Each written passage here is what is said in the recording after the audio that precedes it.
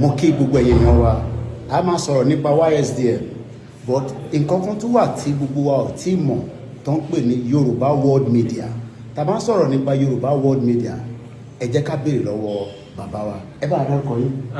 lẹ́ẹ̀kan sí orúkọ ti tèmi kò yí padà kọ́ mi Lamidi Àkànbí yágbó yájù ọkùnrin púpọ̀ bí bàbá wa Bánjí Akíntóyè bó ṣe máa ń pè mí nìyẹn wọ́n ní ká má pera wa lọ́kùnrin mẹ́ta gbogbo wa ọkùnrin púpọ̀ ni wá nínú ìjàgbara yìí.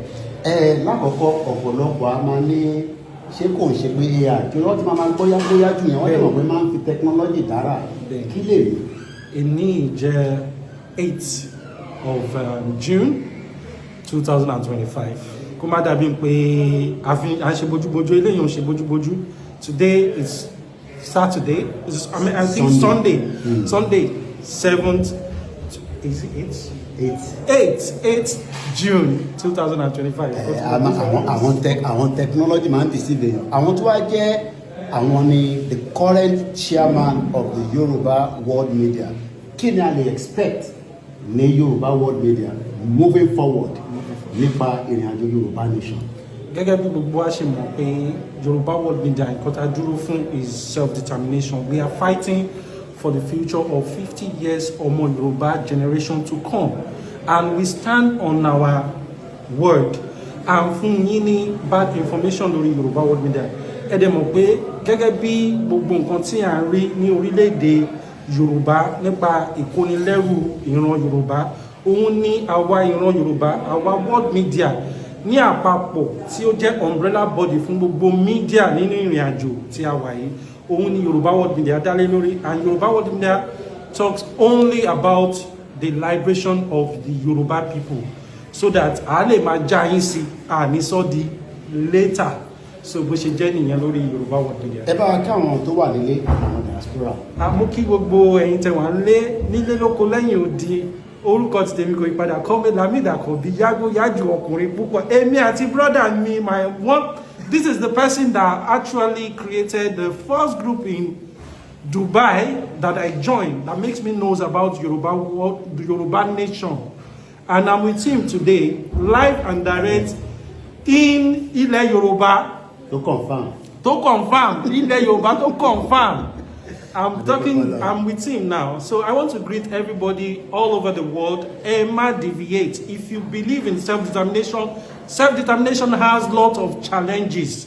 So you have to face it, whether good or bad. Never be afraid to take a decision.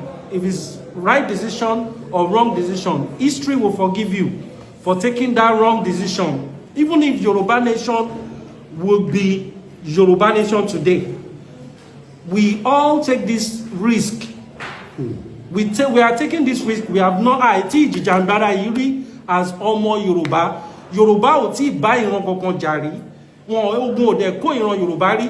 So we are only trying and amending our error. So it can take a long and it can take a short time láti actualize the orílẹ̀-èdè Yorùbá. Kò dẹ̀ ní pẹ́ kò ní jìnnà ní agbára Ọlọ́run. Ẹ wo ṣé ọlá ni a fẹ́ sọ pé Mr. Koiki ò ní àbí àwọn ọmọ wọn ṣe rò bóyá wà lórílẹ̀-èdè Yorùbá náà wọ́n ń wò pé ìyà tí à ń jẹ ní òkè òkun òun ló ń jẹ́ ká máa sọ pé enough is enough. Ilé ti tó lọ, ilé yá ẹ̀yin ọmọ Yorùbá. Yoruba Nation no going back. Self-determination is not a crime. Bàbá wa ṣe Sunday Igboho mo kí wọn náà pé wọ́n tá bá sọ pé ọmọkọ ilẹ̀ Yorùbá akíkanjú ẹkùn ọkọ Buhari òun ni bàbá wa ṣe Sunday Igboho jẹ́ ẹni tí wọ́n lé tó tún lé ara wájú wọn ọ̀dẹ̀ rí bá ọjọ́ tí mo ti believe lórí Yorùbá Nation lọ́jọ́ tí wọ́n ti attack wọn yẹn tí kò dẹ̀ sí nǹkan kan tó ṣẹlẹ̀. Ẹ wo bó ṣe pa Bọ́lá Ìgè, ẹ wo bó ṣe pa Délé Nkíwá, ẹ wo bó ṣe pa bàbá wa Awólọ́wọ̀, ẹ wo bó ṣe pa Gani Fáwẹ́hìnmí, gbogbo àwọn tó jẹ́ pé wọ́n ń jìjàgbara Fẹlá Kútì, ẹ wo bó ṣe pa. I'm talking to you the children of Fẹlá. Our father, your father is a freedom fighter, and everything that he has sang or sing is happening now. Orin orin tó jẹ́ pé ó ti kọjá 8 years 20 years is happening now. That man Fela Kuti is a freedom fighter and is a prophet. So ẹ jẹ́ ká kúrò nínú ìnira tí a wà yìí. Yoruba nation no going back. Ẹ ṣé.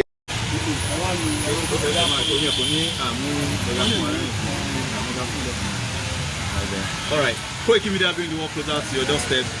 Today be 14th of June 2025. Peter wà ní ìlú Ibadan. Ẹ bá tẹ̀lé pé níbo ní ìlú Ibadan. Ìlú Ibadan wà ní Ọ̀yọ́ State. Lájáde fún ìwọ́de gẹ́gẹ́ bí ọba wa alànà our prof professor èyí ní June 14 ó ṣe pé èyí ní ọjọ́ kẹta tàbẹ̀rẹ̀ rally yìí so a wà ní ọ̀pọ̀ hall tá à ń fi ẹ̀yọ́nú wọn hàn. All right, ká tó bẹ̀rẹ̀ ní ráńpẹ́ ẹjọ́ national anthem. Iṣẹ́ wa ilẹ̀ wa orílẹ̀-èdè wa àgbéga àgbéga àgbéga fàyè ìgbàgbọ́ wa ní pé fàṣìbẹ̀rù làbọ̀ mọ́ ká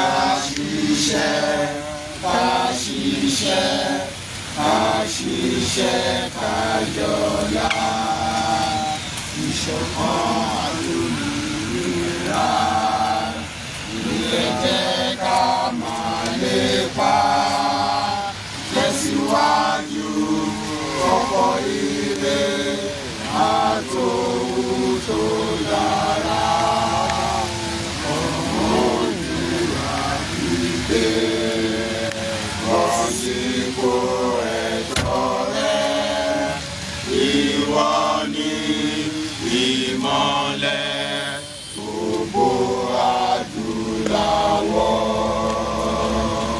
Orílẹ̀-èdè Yorùbá. Orílẹ̀-èdè Yorùbá. Ní kíákíá. Yorùbá nation. Kí la fẹ́? A ò fẹ́ Fúlàní ilẹ̀ wa mọ́. Kí la fẹ́? Fúlàní ilẹ̀ wa mọ́. Yorùbá nation la fẹ́. Yorùbá nation no going back.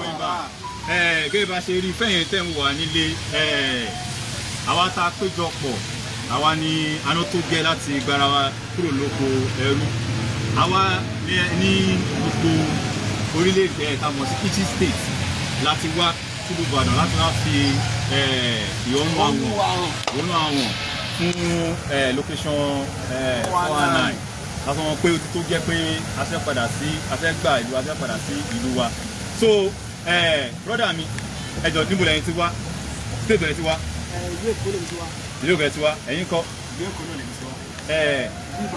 ẹ̀yẹ kọ́ rin ìbúlẹ̀ ti wá ìlú Ìbàdàn ìbúlẹ̀ ti wá àlùmọ̀lẹ̀ ti wá ìbúlẹ̀ ti wá Ìbàdàn alright ìbúlẹ̀ ti wá Ìkòròdú Ọ̀gá ìbúlẹ̀ ti wá ìbúlẹ̀ ti wá Booking stage làwọn ti wá ìbúlẹ̀ ti wá alright dáàdi wa tẹ rí láàrin yìí ẹ bá ṣe mọ̀ wọ́n ní òdù ni wọ́n kì í ṣe àìmọ̀ fólókó a rí ipa tó ń kó a lè rí iṣẹ́ takuntakun tí wọ́n ń ṣe kí a tó tẹ̀síwájú wọ́n bá wa sọ̀rọ̀ a máa kàn béèrè ọ̀rọ̀ lọ́wọ́ wọn dáàdi wa àwọn tá a mọ̀ dáadáa tó jẹ́ dókítọ̀ ni wọ́n ok sir ẹ má bínú fún ẹ tó architect ni wọn sir ẹ jọ ẹ bá gbóhùn sókè kẹfà ọsùn kan tó wà nílé. mo kí gbogbo ọmọ Yorùbá nílé gbogbo ẹ̀yin òbí mo kí gbogbo yín lọ́mọdé lágbà ọkùnrin lóbìnrin òkú wa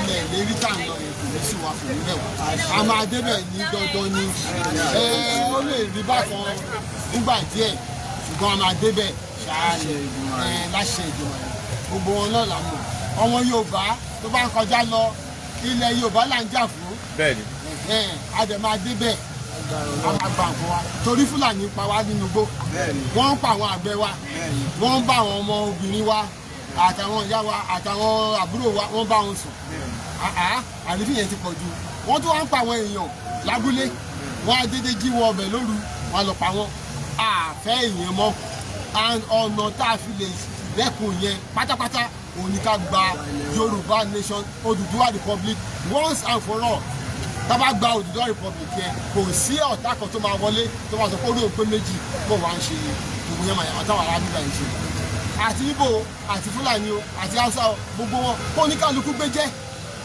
torí à ń sọ lẹ́rọ̀ nsìn à ń sọ lẹ́rọ̀ ó lè dàbẹ́ ni pé à ń pariwo bóyá àmọ́ nǹkan tá a fẹ́ ṣe ni àmọ́ nǹkan tá a lè ṣe o ṣùgbọ́n those who made peaceful change impossible made violent change inevitable àfẹ́jà la ṣe wá peaceful lè ṣe táwa ṣe gbogbo eléyìí tàbí àfẹ́ pààyàn àfẹ́ múyàn lọ eléyìí tàbí ṣe báyìí sí pé kí á lè jókòó ká dẹ̀ ìpínlẹ̀ rọ̀ òun là ń ṣe kí Nàìjíríà ìpínlẹ̀ rọ̀ ó ti sú Haúsá ó ti sú Ìgbò ó ti sú gbogbo àwọn ẹ̀yà ìjọ ó ti sú wọn Yorùbá náà ó ti sú wa láì sọ pé ẹ jẹ́ ká lọ lẹ́rọ̀ kó wá dìjà òun la ṣe jáde lẹ́yìn ẹ ṣe gan. ẹ ṣe gan dájú wa ayé appreciate so ẹ ṣe gan lẹ́ẹ̀kan sí a rí pé òjò ń rọ̀ a rí pé food wọ́ tàbí ìdì kan ó jẹ́ àpọ̀ ó jẹ́ ká pọ̀ jù báyìí lọ kí ni àmọ̀ràn tẹ́ lè gba àwọn tí àwọn ọmọ Yorùbá nation àwọn tàjọ àwọn ẹgbẹ́ Yorùbá ló bá jọ gbogbo wa àwọn Oòduà kí ni àmọ̀ràn tẹ́ lè gbà nítorí pé a ti bẹ̀rẹ̀ bàbá yẹn sọ bí ọba lànà bọ́ yẹn sọ ni pé a ti bẹ̀rẹ̀ rally yìí a ti bẹ̀rẹ̀ láti June 12 àdẹ́dúró níjọ́jọ́ kẹta àwọn pé láti wà tó ń tẹ̀síwájú ni kí ni àmọ̀ràn tẹ́ lè gba àwọn tó wà nílé pé irú bá ṣe pọ̀ again táwọn máa ṣe next one bí ọ̀la ni kí ni àmọ̀ràn tẹ́ lè gba àwọn tó wà nílé. Iṣẹ́ wà lọ́wọ́ gbogbo wa láti polongo torí tẹ̀tẹ̀lẹ̀ a ní ká má polongo púpọ̀ ṣùgbọ́n káwọn èèyàn wa ń sọ fún wọn lábẹ́lẹ̀ ẹ wá sí àdúgbò báyìí ẹ wá sí àdúgbò báyìí eléyìí tá a máa ṣe next sí Ògùn state là ń lọ lábẹ́òkúta la jẹ̀ tí máa ṣe ọlọ́pàá mọ̀ sí i a máa sọ fún àwọn náà a máa sọ fún gbogbo àwọn èèyàn wa ẹ sọ lórí social media ẹ sọ káàkiri àṣàfihàn kankan àwa lánìlẹ̀ wa àfarapamọ́ so gbogbo wa ká yà sí Abẹ́òkúta ibi tó máa jẹ́ venue ní Abẹ́òkúta yẹn a máa sọ fún gbogbo àwọn èèyàn wa bó ti máa jẹ́ ṣùgbọ́n eléyìí tó ń ṣe ní local government to local government kí yẹn máa lọ ní ìpínlẹ̀ kọ̀ọ̀kan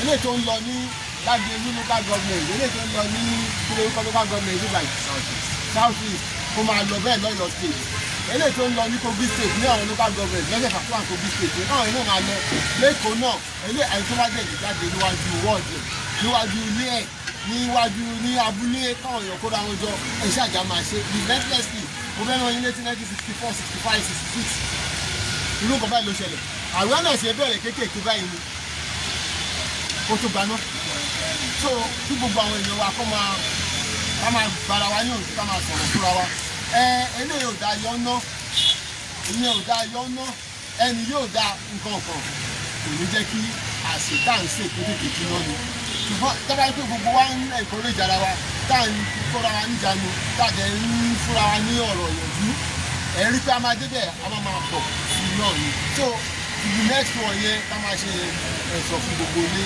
ẹ̀sọ̀ bá lè di ẹ̀sọ̀ fún gbogbo ká máa pàdé ní àjọṣe. ẹ ṣe gan I really appreciate ọ̀tọ̀ fún ẹ̀yin tẹ́ ń wà nílé ọ̀rọ̀ rẹ ti gbọ́n ẹ pé our next rally wa ó ń bọ̀ ní Ogun State nílùú Abẹ́òkúta ẹ jẹ́ ká gbáradì ká jáde kékun ló tó gbọ́ kó so fún toko èyí tá a máa ṣe ìyẹn ò tún wá dá àwọn local government tá a ti ń ṣe bọ̀ bóyá local government sílé sílùú sàdúgbò ìyẹn ò dá wa dúró aṣọ àwọn àṣìyẹn lọ bọ̀ ẹ ká gbáradì àwa tá a wà lágbègbè tá a wà káàkiri state tó kù Ogun State òun ni next one tá à ń bọ̀ nílùú Abẹ́òkúta gẹ́gẹ́ bí àwọn dáàdi wa ṣe sọ tá ní ṣókílẹ̀ kan sí kí ni àmọ̀rin fún all the coordinator wa kí ni àwọn tó yẹ pé ó wà ní bóyá local government yẹn so kọ́ lè gbọ́ nísìnyí kó má náà wò gbọ́ bóyá àwọn bóyá lè jẹ́ late information but ẹ ń sọ yìí ó ti ń gbọ́ káàkiri ó ti ń kárí kí ni àmọ̀rin fún àwọn coordinator tó àwọn lọ ní àwọn ní ọwọ́ láti grassroots níbi local government so ẹ fún wọn lámọ̀ràn nǹkan kí ẹ fẹ́ kí wọ́n ṣe. ṣe mọ̀ pé ysdm ní germany wọ́n ní chairman àtẹlẹ́kùn káàkiri gbogbo ìpínlẹ̀ àwọn ọ̀dọ́ ní àwọn akígbe àwọn ọ̀dọ́ àwọn mẹ́yọ̀ wọ́n ní representatives káàkiri gbogbo ìpínlẹ̀ àwọn obìnrin gbogbo àwọn obìnrin wa women leaders everybody gbogbo wọn náà ní ẹ̀ka káàkiri kárọ̀ òjìrì gbogbo wọn la ń paroko sí pé ká ẹjọ́ ẹ bá sọ fún gbogbo ilé ẹ sọ fún àwọn èèyàn yín lóko ẹ sọ fún àwọn local government chairman àwọn local government state world captains káàkiri kẹ́ ẹ máa disseminate information yẹn kẹ́ ẹ máa jẹ́ kí information yẹn kó máa lọlẹ̀ títí tó máa fi dé the man of the street pé eléyìí táwọn tó ń bọ̀ ìyọ Abẹ́òkúta ni eléyìí tó tẹ̀ máa tẹ̀lé ń ṣe lọ́dọ̀ yín náà ẹ má gbàgbé ẹ kóra yín jọ local government ẹ kóra yín jọ ward ẹ kóra yín jọ ní sẹ́ẹ̀ ẹ kóra yín jọ ní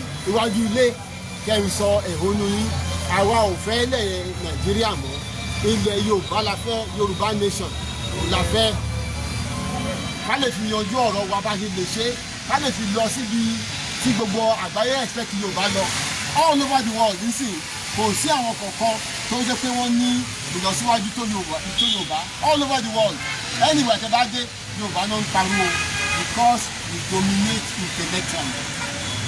Tẹ́ bá dé America the best doctors the best nurses Yorùbá ni. Tẹ́ bá dé UK Europe best nurses best doctors Yorùbá ni. Engineers architects everywhere Yorùbá ni. kílẹ̀tà àwa ṣe ìyẹn nílùú wa tó jẹ́ kí Yorùbá ní nation tiẹ̀ ká lè ṣó gbogbo àgbáyé pé agbára ta nílùú ká la China ká la Japan ká la UK ká la France ká la Germany ká la America fúnra ẹ̀ kí gbogbo ọmọ àbọ̀ lẹ́yìn wa we have the potential àwa ní ògo adúláwọ̀ àwa ní ògo adúláwọ̀ kan tó wà ní anthem wa nìyẹn ẹ jẹ́ ká mèkì ẹ̀ rí mo dúpẹ́ lọ́wọ́ gbogbo yín orúkọ yín lẹ́ẹ̀kan sí ọ̀pọ̀ ìlú wa Yoruba nation. Yoruba nation. Yoruba nation. Iṣẹ́ wa fúnlẹ̀ wá. Orílẹ̀-èdè wa. Kàdéga, kàdéga, kàdéga fàyè. Ìgbàgbọ́ wà ní ẹrú làbọ̀ mọ́.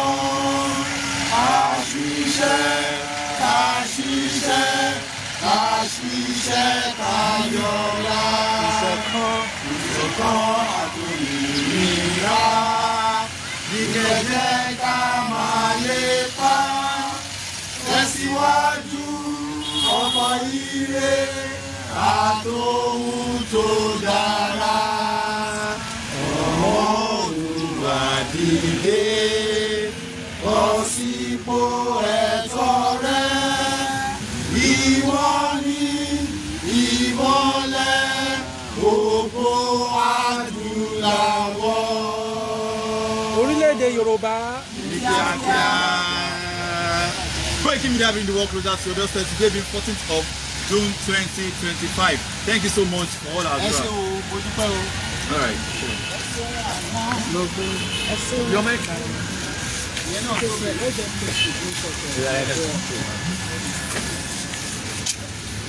Òtútù mú mi o. Mo bọ̀ afẹ́sáyé. Yeah.